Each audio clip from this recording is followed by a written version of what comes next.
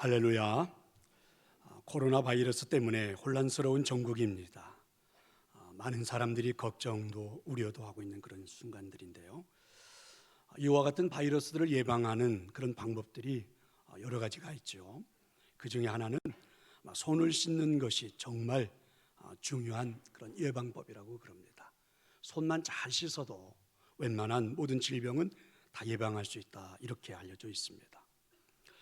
몇 년 전에 질병관리본부에서 손 씻기에 대해서 실태 조사를 했습니다.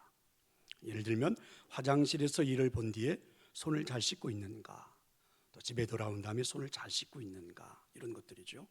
용변을 본 후에 손 씻기가 중요하다고 생각하는 사람들은 거의 대부분 90% 이상이 넘었다고 그러죠. 그런데 이상한 건 그렇게 중요하다고 생각하는데 실천하는 사람들은 한 70% 정도밖에는 되지 않는다는 것입니다. 대부분의 사람들이 어떤 중요하게 생각하고 그 다음에 씻기도 하고 이렇게 하는 것은 사실입니다. 그런데 정작 이 손을 씻는 방법에 있어서는 문제점을 내포하고 있다는 것이죠. 손을 씻을 때 세정제 내지는 비누를 사용하는 사람은 30%가 채 되지 않고, 그리고 약 50% 정도는 그냥 손 씻는 게 5초 이내에 끝내버린다고 그러죠. 그냥 됐다가 빼버리는 그런 순간입니다. 손을 씻을 때는 비누 거품을 낸다든지 또 세정제를 사용해서 이 손가락 하나하나 잘 부비고, 그래서 한 30초 이상은 씻어야 예방이 된다고 그럽니다. 손 씻기의 중요함을 알고는 있지만 정작 손 씻는 방법은 잘 모르고 있는 겁니다. 그리고 씻어도 대충 하고 있다는 것이죠. 그래서 그렇게 큰 예방이 되고 해결이 되고 이러지는 않는다는 것입니다. 성도 여러분, 혹시 그리스도인들에게 있어서 기도가 이와 같지 않을까 하는 그런 생각이 듭니다. 많은 분들은요, 기도가 중요하다는 사실을 어렴풋이 알고 있습니다. 아니, 늘 부담감을 갖고 살아가고 있죠. 이상하게 저를 만나면 제가 물은 것도 아니고 그렇다고 정죄를 한 것도 아니고 뭐라고 얘기한 것도 없는데 괜히 저만 만나면 요즘 제가 기도 생활을 못해서 그럽니다. 그래서 이상하게 저만 보면 그런 조금은 부담감이 생기나 봐요. 기도 생활을 못해서 이렇게들 이야기합니다. 그런데 막상 꾸준히 그리고 제대로 기도하는 분은 여러분 의외로 적습니다. 제가 기도 훈련을 많이 시켜보잖아요. 그래서 이제 훈련에 들어오기 전에는 그분들의 얼굴이 나는 기도를 잘하는 사람입니다 이렇게 써 있거든요. 근데 막상 훈련에 들어가 보면 이상해요. 성도들이 신앙생활에 거의 5분도 제대로 기도하지 않고 한 주간을 보내는 경우가 굉장히 많더라고요. 저는 가끔은 깜짝깜짝 놀랄 때가 많습니다. 그러니까 거의 교인들이 기도하지 않는다, 이런 제 통계입니다. 그러니까 여러분들 이렇게 지금 멋지고 아름다운 모습을 하고 이 자리에 앉아 계시지만 제가 다 압니다. 한 주간 5분도 채 기도하지 않은 채 여기 와서 지금 예배하고 있는 여러분의 얼굴 제가 다 알 수 있습니다. 그냥 그런 것 같아요. 왜 그럴까요? 왜 그럴까 하는 겁니다. 기도에 대해서 잘 모르고 그리고 우리가 제대로 배운 적이 없기 때문에 그렇습니다. 기도가 무엇인지, 왜 기도해야 하는지, 그리고 어떻게 기도해야 하는지 배운 적이 없다 보니까 아예 안 하거나 그리고 기도에 자신이 없는 것입니다. 또 어떤 분들은 한때는 배워가지고 그런 대로 기도 생활이 잘 됐는데 굉장히 바빠지기도 하고 언제부턴가 기도가 힘들다고 생각하고 귀찮아지기 시작하면서부터 기도를 안 하다 보니까 이제는 기도를 잃어버린 분들도 의외로 많습니다. 그래서 기도에 대해서 잘 모르고 배운 적도 없고 바쁜 일상 때문에 기도하지 않다 보니까 기도 생활이 거의 잘 안 되는 게 지금 우리 현대 교인들의 특징이라고 말해볼 수 있습니다. 하지만 하나님은 굉장히 단호하십니다. 기도는 반드시 해야 된다, 명령하고 계십니다. 오늘은요, 여러분 좀 아멘 좀 크게 했으면 좋겠습니다. 저는 여러분들이 아멘 잘하면 저도 설교가 잘 됩니다. 그래서 좀 크게 하셨으면 좋겠습니다. 하나님 우리에게 단호하십니다. 기도는 반드시 해야 된다, 명령을 하고 계십니다. 하나님 우리에게 반드시 기도해야 한다고 말씀하시는 데에는 분명한 이유가 있습니다. 하나님은 우리를 보고 계십니다. 그리고 알고 있습니다. 그런데 움직이지는 않습니다. 반드시 우리의 기도를 듣고 그리고 필요에 따라서 하나님의 역사가 나타나기 때문에 그렇습니다. 또 한 가지 이유는 기도하지 않는 것은 우리가 하나님을 찾지 않는 것이고 하나님을 찾지 않는 것은 믿지 않기 때문에 그렇습니다. 우리가 기도하지 않는 이유는 여러분 하나님을 믿지 않는다는 반증이에요. 그래서 기도는 굉장히 중요합니다. 바울이 전해주는 하나님의 음성이 있습니다. 쉬지 말고 기도하라. 아멘. 베드로가 전해주는 하나님의 음성이 있습니다. 너희는 좀 정신을 차리고 기도하라. 그렇습니다. 여러분 아브라함도 모세도 다윗도 엘리야도 그리고 예수님께서 우리에게 보여주신 것처럼 기도는 모든 믿는 자가 우선적으로 해야 하고 꼭 해야 할 그러한 일입니다. 웃기는 이야기가 하나 있어요. 아주 신자이긴 하지만 조금은 방탕하게 생활하던 총알 택시 운전사가 있고, 그리고 이제 목사님이 있는데 둘이 천국을 가게 되었다고 그랬죠. 목사님은 자신이 총알 택시 운전사보다는 훨씬 더 하나님 앞에 칭찬을 들을 줄 알았어요. 근데 하나님은 총알 택시 운전사를 막 칭찬하는 것입니다. 기가 막혀가지고 목사님이 이유를 물어보지요. 하나님 이렇게 대답을 했습니다. 너는 늘 사람들을 졸게 했지만 택시 기사는 사람들을 늘 기도하게 했느니라. 기도가 이토록 여러분 중요한 것입니다. 기도가 정말 중요한 것일까? 그렇습니다. 정말 중요합니다. 우리는 왜 기도해야 하며, 언제 기도해야 하며, 어디서 기도해야 하며, 어떻게 기도해야 할까요? 저는 2월 한 달 여러분 이 해답을 꼭 찾아볼 수 있기를 소망합니다. 그리고 답을 찾았다면 기도의 자리로 돌아올 수 있기를 바랍니다. 여러분의 기도의 무릎을 꿇을 수 있기를 소망합니다. 오늘 기도에 대해서 하나님이 주시는 음성이 있습니다. 기도가 무엇입니까? 하나님의 음성입니다. 하나님께 해야 기도입니다. 여호수아와 함께 가나안 땅에 들어간 이스라엘 백성들은 하나님의 은총으로 가나안 족속들을 물리치고 가나안 땅을 차지했습니다. 가나안 땅에서 정착 생활이 시작된 처음의 이 시대를 사사시대라고 그러죠.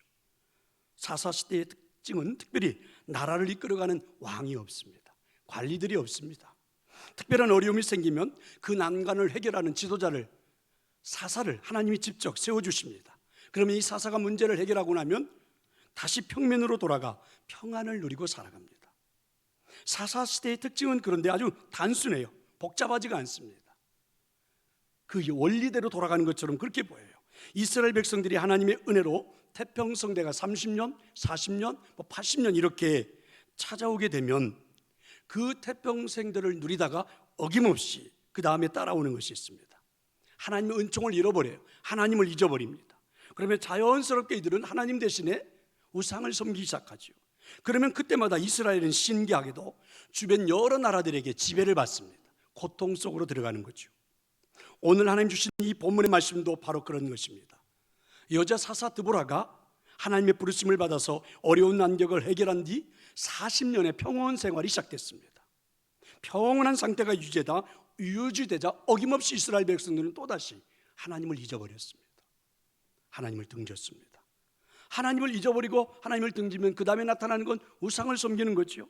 우상을 숭배하는 상황이, 여러분 지금 오늘 본문에 나오는 그 시대는 얼마나 심각했는지 25절 이하에 자세하게 나와 있습니다. 오브라라고 하는 그 성읍에 기드온의 아버지 요아스가 살고 있었죠. 이 성읍에는 바알 신전이 있었습니다. 언덕 위에 마을 사람들 모두가 다 바라볼 수 있는 그런 신전이 하나 있었고, 그 안에는 아세라 목상도 존재하고 있었습니다. 성읍 사람들은 하룻밤을 자고 밖에 나오면 그 바알의 신전을 바라보면서 기도도 하고 우상을 숭배도 했습니다. 그런데 어느 날 저녁 기드온이 하나님의 명령을 듣고 밤중에 몰래 가서 그 신전을 다 부숴버렸습니다. 사람들이 아침에 일어나서 신전을 바라보고 기도하려고 하는데 신전이 없는 겁니다. 누가 그랬느냐? 그러니까 기드온이에요. 그래서 기드온의 집을 에워싸고 소리를 질러댑니다. 기드온을 내보내라. 우리가 그를 죽여버리겠다. 이때 기드온의 아버지 요아스가 사람들을 진정시켰습니다. 만약에 바알이 진짜 신이라면 그 신전을 때려 부신 우리 아들을 바알이 죽이겠지. 바알이 벌을 주겠지. 당신들 손대지 말고 집으로 돌아가시오. 바알이 알아서 할 테니까. 이렇게 해서 진정시켜서 사람들을 집으로 돌려보냈습니다. 그렇습니다. 이처럼 이스라엘 백성들은 하나님의 은혜로 맞이한 40년의 평안한 생활 속에서 하나님을 잊어버린 겁니다. 그리고 그 다음에 바알에게 기도했고 아세라 목상에게 기도했습니다. 삶에서 일어나는 일들을 바알에게, 아세라 목사에게 가져가서 물었고 여쭈었고, 그리고 여러분, 이스라엘 땅에 누리고 있는 이 40년의 태평성대가 풍요의 신 바알이 주었다고 이들은 생각을 하고 있었던 것입니다. 어떻게 이럴 수가 있습니까? 어떻게 이럴 수가 있을까? 가나안 땅을 어떻게 차지할 수 있었는데, 말이 안 되는 것 같은데 여러분, 그렇게 살아가고 있는 것입니다. 그럼 이런 상황이 오면 어김없이 고난이 찾아오잖아요. 이때부터 이제 이스라엘은 힘을 잃어버렸습니다. 약해지기 시작한 거죠. 그래서 주변의 나라들과 전쟁을 하게 되고, 결국 이렇게 해서 요르단 남쪽에 있는 미디안 족속의 속국이 되어버리고 만 겁니다. 지배를 받기 시작했죠. 미디안, 아말렉, 동방의 사람들이 이스라엘 땅을 지배한 겁니다. 큰 고통 속에 살게 되었죠. 예를 들면 이스라엘 백성들이 곡식을 심었습니다.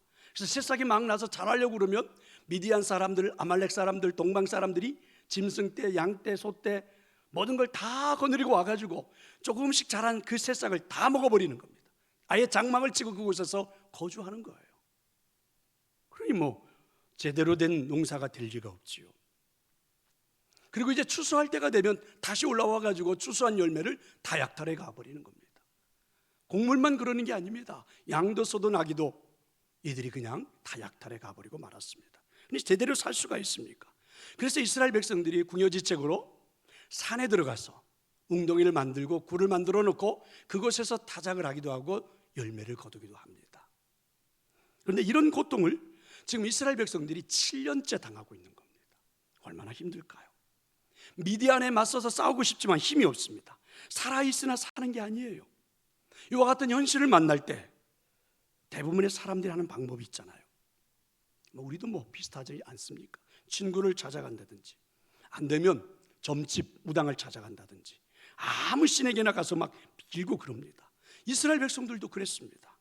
자기들이 믿던 가나안 땅의 신 바알에게, 산신령에게, 아세라 목상에게, 심지어는 자기들을 속국으로 삼고 있는 미디안 신에게 가서 아주 간절하게 빌었습니다.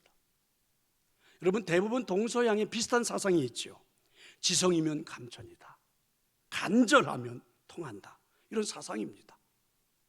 그래서 이스라엘 백성들도 7년 동안 막 바알에게, 아사라에게, 미디안 신에게 간절히 원했습니다. 기도했지요. 나아졌을까요? 그들의 삶이 좀 괜찮아졌을까요?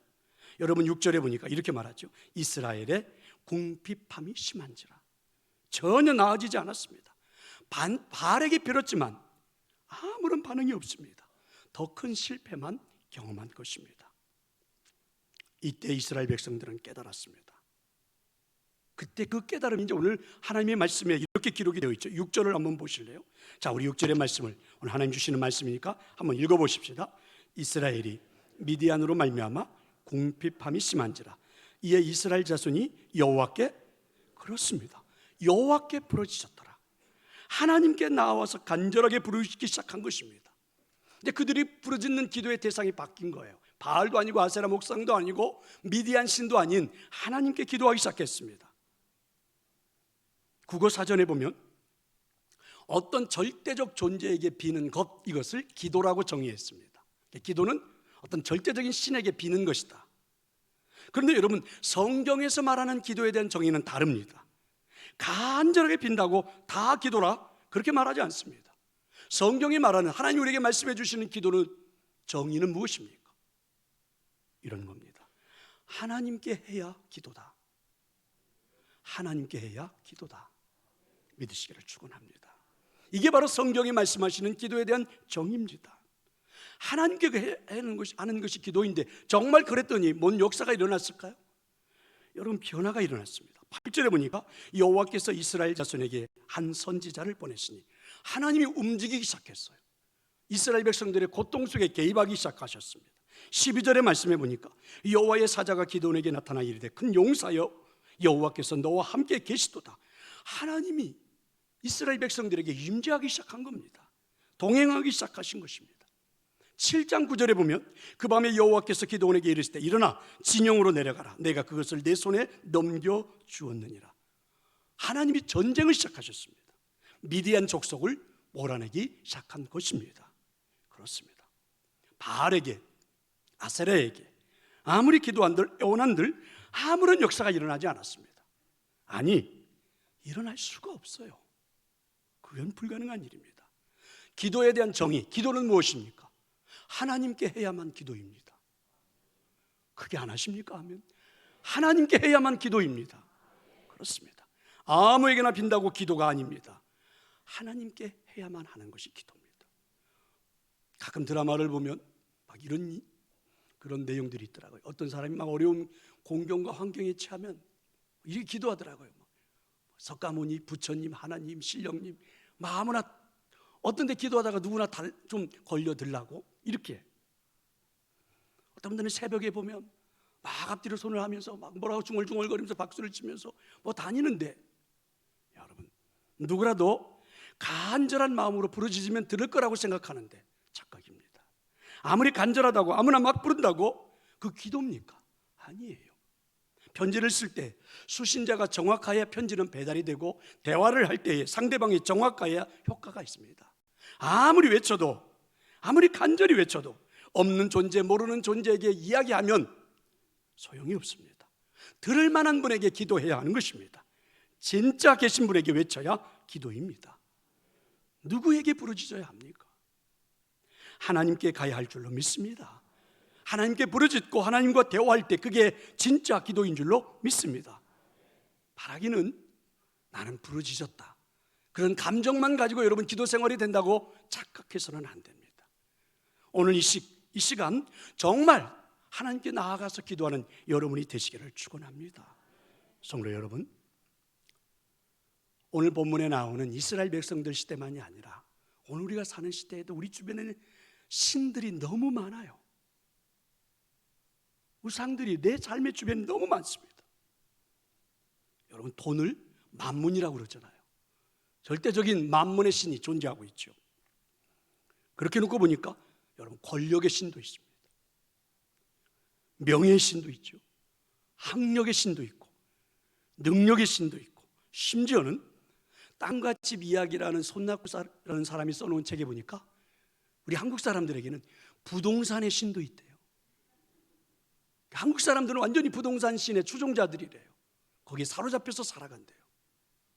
한 해면 아무리 일을 열심히 해도 돈 1,000만 원 벌기 어려운데, 잘만 하면 여러분, 부동산 신이 강림만 하면 한 해 10억씩 벌어들일 수 있다고 그러죠. 그래서 우리에게는 정말 부동산 신이 너무 크다고 이렇게 이야기를 합니다. 그러니까 정말 그죠. 자식의 신도 있습니다. 완전히 자식을 추종하는 부모들도 많습니다. 부모의 신도 있어요. 그냥 우리 부모, 엄마 찬스라고 그러죠. 엄마 카드, 엄마 찬스. 부모가 신이 되어서. 그래서 우리 주변에는 부탁할 신들이 정말 많이 존재합니다. 그래서 주변에 부르짖기만 하면 도와줄 만한 신들이 내 삶의 주변에 너무 많아요. 누가 나의 도움이십니까? 누가 나의 진정 이야기를 들어줄 수 있습니까? 여러분이 주변의 신들에게 아무리 부르짖은들, 여러분, 그 신들은 여러분에게 큰 도움이 될 수가 없습니다. 기도의 정의를 다시 한번 마음에 새길 수 있기를 축원합니다. 하나님께 해야 기도입니다.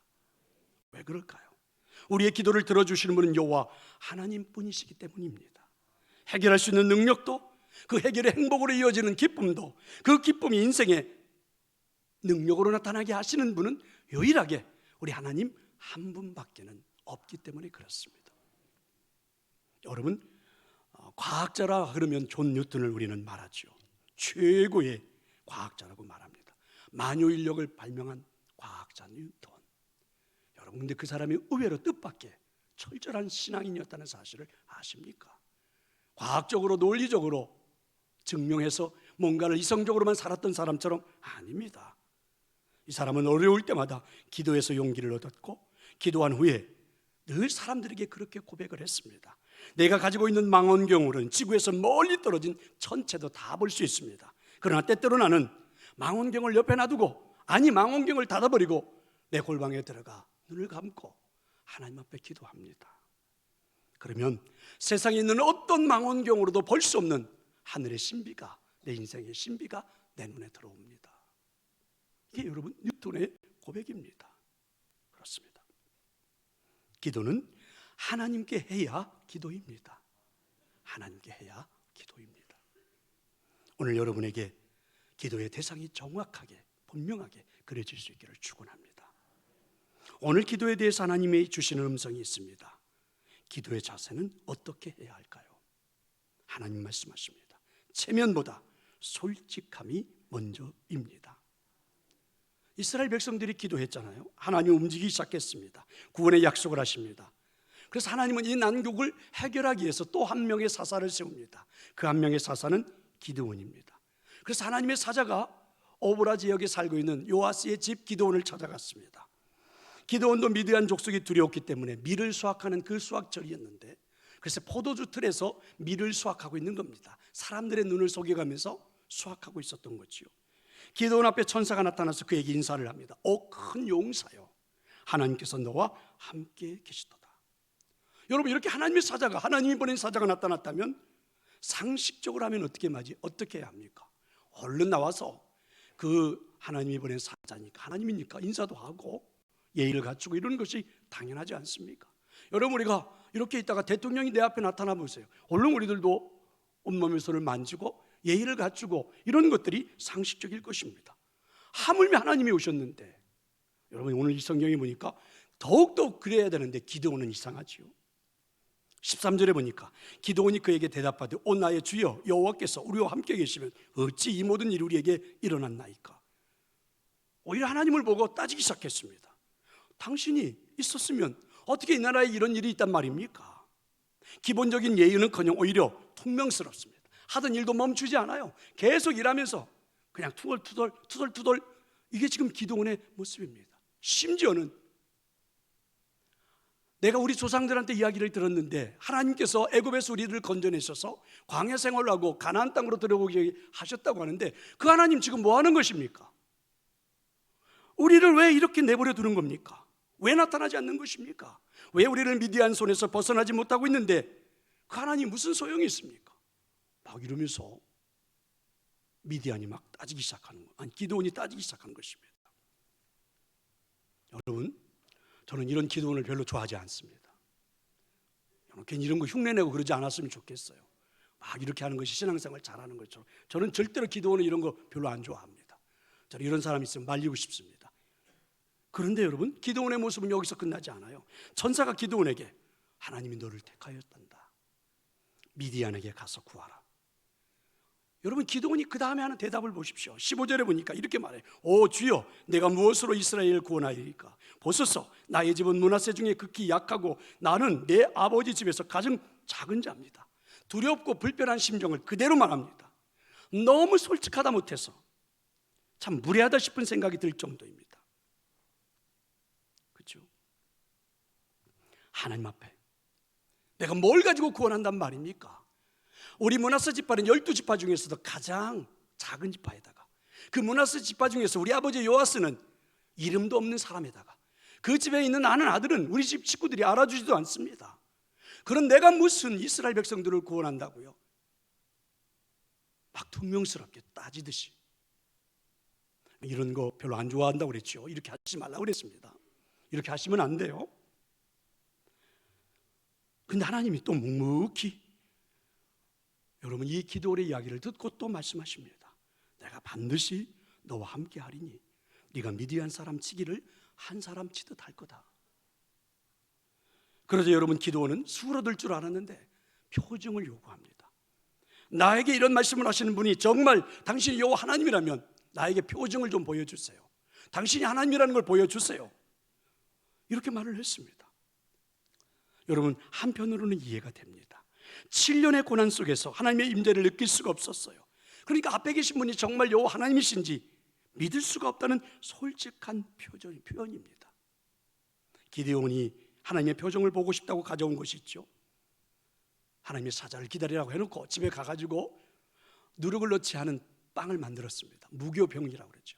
그리고 고기를 소쿠리에다 담고 국을 양푼에다 담아가지고 왔습니다. 그랬더니 정말 하나님의 사자가 떠나지 않고 그 자리에 있는 겁니다. 그에게 먹으라고 내놓았어요.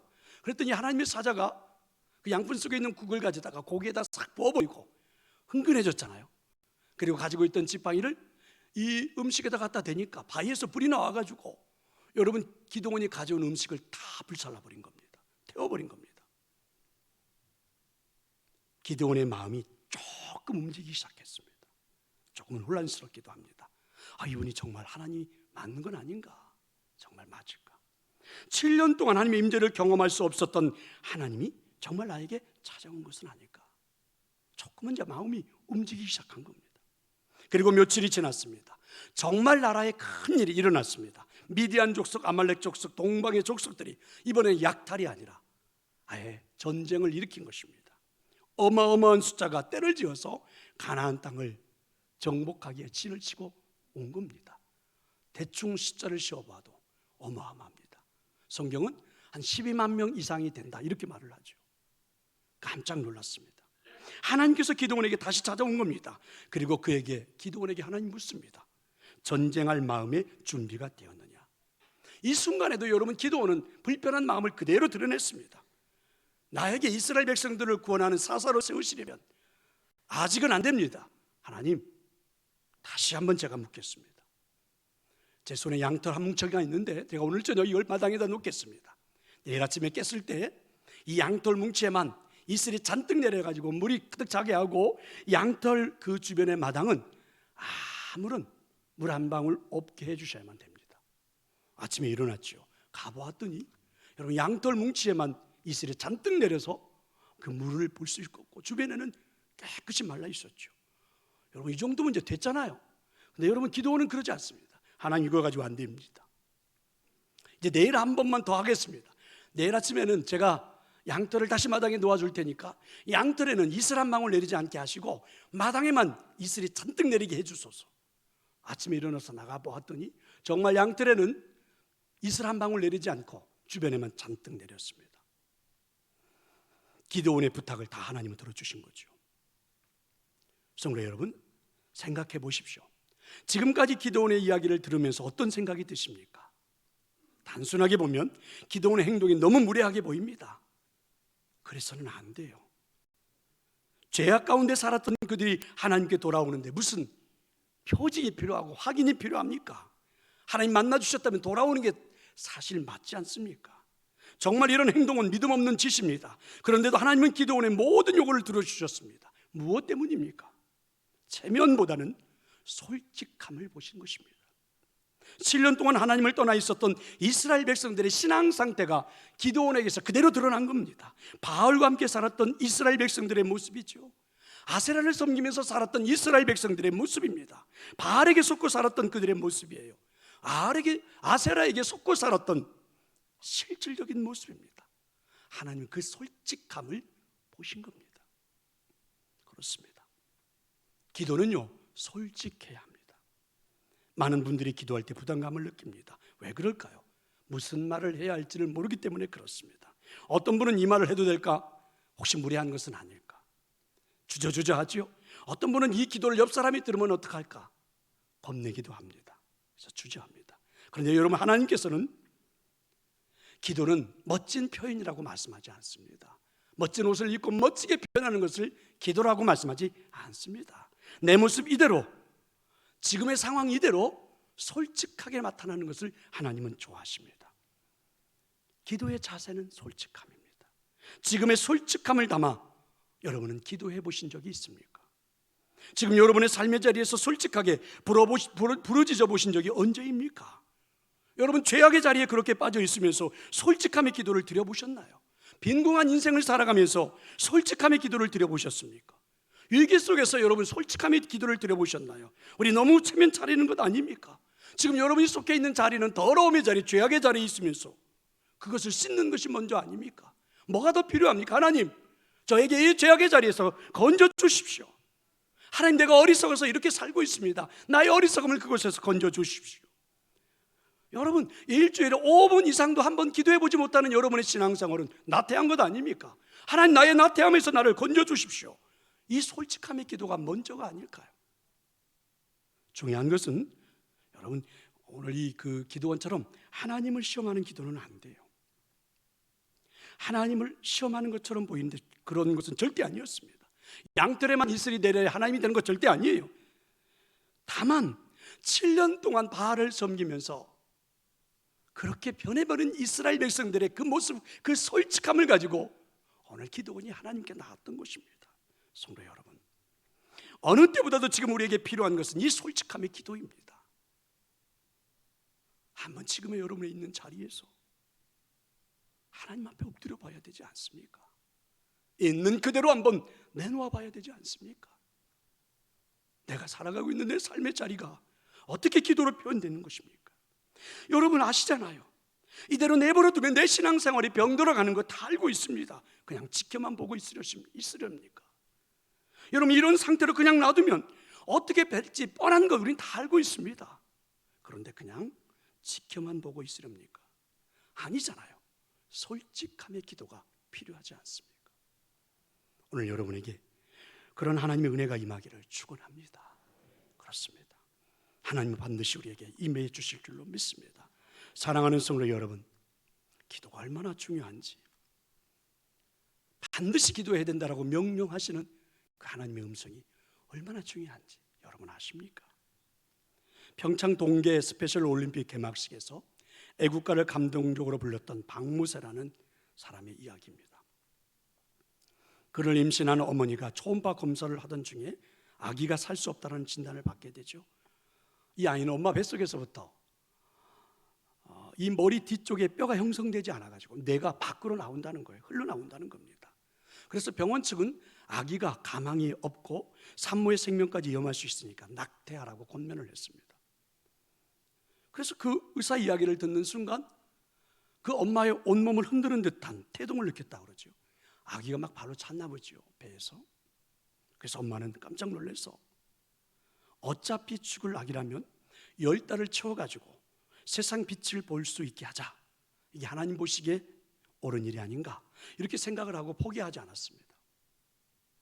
그리고 결국 이제 10개월 후에 그 아이가 태어나는데 제왕절개를 통해서 이 아이가 태어난 겁니다. 그런데 이 아이를 그 제왕절개를 통해서 태어나고 나서 보니까 머리만한 뇌가, 그리고 내막에 쌓인 채 밖으로 흘러나와 있는 것입니다. 숨 쉬고 있다고 하는 것만이 아주 그냥 기적같이 보이는 것입니다. 그래서 그 당시 이제 의료진과 엄마가 이렇게 대화를 했다고 그러죠. 수술하면 아이가 희망이 있습니까? 그렇게 의사에게 물었다고 그래요. 그랬더니 의사들이 대부분 이런 경우는 우리도 처음입니다. 아마 1%의 확률도 없습니다. 뭐 죽는다는 이야기죠. 그런데 엄마가 이렇게 말을 했습니다. 아이가 수술을 해서 산다면 그러면 의학이 아니라 하나님이 살려주시는 일이겠네요. 우리가 기도할 테니까 한번 수술해 주세요. 최선을 다해서 선생님 수술해 주세요. 우리도 열심히 기도하겠습니다. 그래서 할머니까지, 그리고 할머니가 다닌 교회 교인들까지 특별 기도가 들어간 거예요. 수술을 시작한 내내 온 사람들이 함께 기도했습니다. 태어난 지 3일 만에 이 아이가 수술대에 대수술에 들어간 것입니다. 수술을 마친 다음에 의사는요 이렇게 말을 했습니다. 이 아이의 대뇌 70%를 잘랐고 손에 90%를 잘랐대요. 작은 뇌. 그래서 이 아이는 회복을 해도 듣지도 못하고 보지도 못하고 말하지도 못하고 걷지도 못하고 온몸에 장애가 있어서 얼마 안 있다가 살 수 없을 것, 죽을 것이라 이렇게 통보를 했습니다. 그때부터 또 이 가족들, 엄마, 할머니, 교인들은 아기에게 해줄 것이 아무것도 없다는 말을 듣고 기도하기 시작했죠. 이 아이는 뼈에 그냥 가죽만 남아있고 몸은 비비틀어져 있고 머리 모양은 찌그러진 냄비 같고 뇌수종이 찾아왔고 그 뒤에도 4번의 수술을 하고 2번의 다리 수술해갖고, 근데 아이가 잘 견디어 주었대요. 가족들은 이 모든 것이 기도의 응답이었다고 말을 했습니다. 1%의 희망을 말했던 의사진들은 100% 틀렸다는 겁니다. 아시잖아요. 그 후에 모세는 여러분 잘 성장했습니다. 보고 듣고 전 세계를 누비면서 자신의 삶을 노래하는 사람이 된 것입니다. 대학의 성악과에 들어가서 기적적인 삶을 살았죠. 노래가 좋아라는 프로그램에 나가서 4연승을 달리면서 많은 사람들에게 노래로 감동을 줬습니다. 이 모세가 고백하는 그의 고백을 들어볼래요? 이렇게 말합니다. 죽을 때까지 나는 하나님을 찬양하면서 사람들에게 용기와 희망을 주고 싶어요. 노래는 제 삶이고 제 삶에 없어서는 안 될 에너지예요. 기적은 누구에게나 찾아옵니다. 기도를 포기하지 마세요. 이 아이가 전하는 메시지입니다. 성도 여러분, 그렇습니다. 하나님께 해야만 기도입니다. 솔직함의 기도가 하나님의 이런 역사를 체험할 수가 있습니다. 기도해 보셨습니까? 여러분, 기도해 보셨나요? 오늘도 여전히 기도하면서 살아가십니까? 하나님이 오늘 우리에게 주시는 음성입니다. 기도하고 있느냐? 기도하고 있느냐? 하나님 우리에게 오늘 이 자리에서 우리에게 말씀해 주시는 음성입니다. 여러분의 삶에서 오늘 주시는 이 하나님의 음성이 삶으로 나타날 수 있기를 축원합니다. 아버지 하나님,